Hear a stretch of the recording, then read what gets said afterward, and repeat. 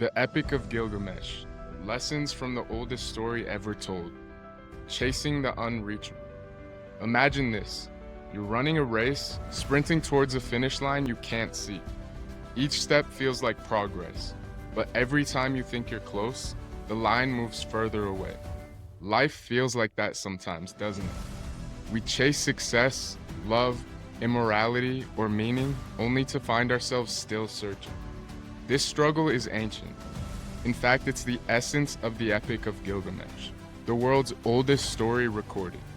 Written on clay tablets over 4,000 years ago in ancient Mesopotamia, it tells the tale of Gilgamesh, a king who had everything, power, wealth, and strength, but still felt empty. His journey to find meaning resonates as deeply today as it did millennia ago. Today we're diving into this epic, unpacking its lessons about life, morality, friendship, and purpose. Along the way, we'll weave in philosophy, psychology, spirituality, and even some conspiracies and hidden knowledge. So stick around, because this story might just change how you see yourself and the world. Before we get started, what's up? My name's Nick Jackson, and my channel is here to give you insights on philosophy, psychology, conspiracy, and spirituality. If any of those things are interesting to you, subscribe to my channel and make sure you like the video to help push me forward in the algorithm. If you have a thought on anything from the video, start a conversation in the comments down below. Alright, let's get into it. Gilgamesh was no ordinary king.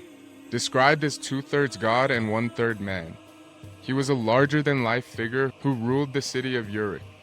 But despite his divine strength and unmatched achievements, he was deeply flawed, arrogant, restless, and searching for something he couldn't name. In many ways, Gilgamesh represents all of us. Psychologists have long studied the human desire for more. Abraham Maslow's hierarchy of needs explains it well. Once we've secured the basics, food, safety, relationships, we start yearning for purpose and transcendence. But here's the kicker. That search often feels endless. As Viktor Frankl wrote in A Man's Search for Meaning, man is not destroyed by suffering, he is destroyed by suffering without meaning.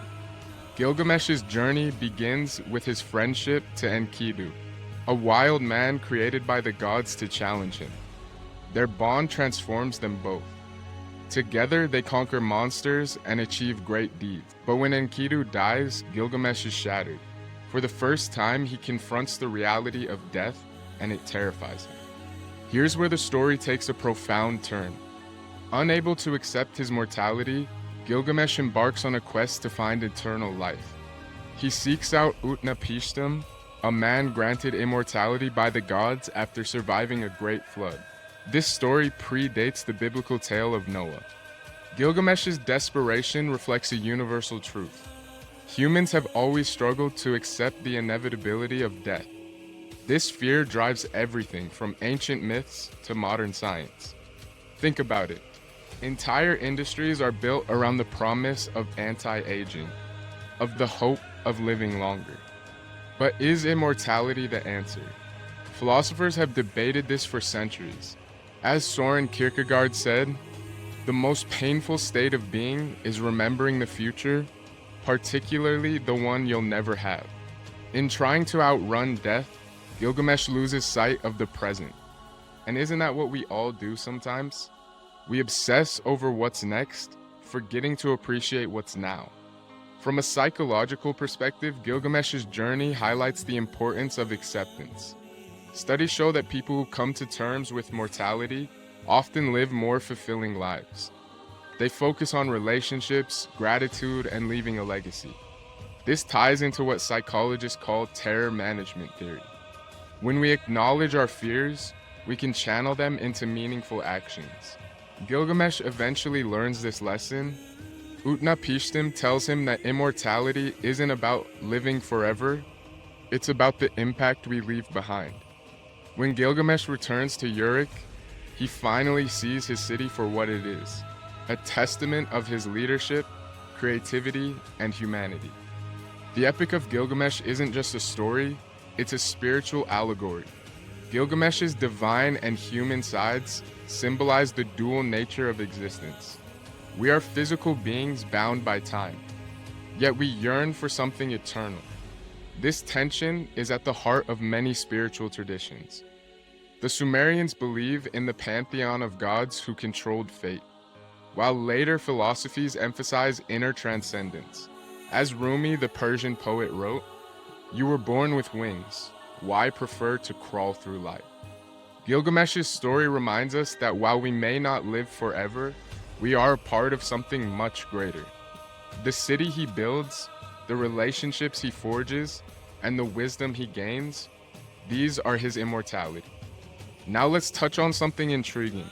The Epic of Gilgamesh was buried for thousands of years, rediscovered only in the 19th century.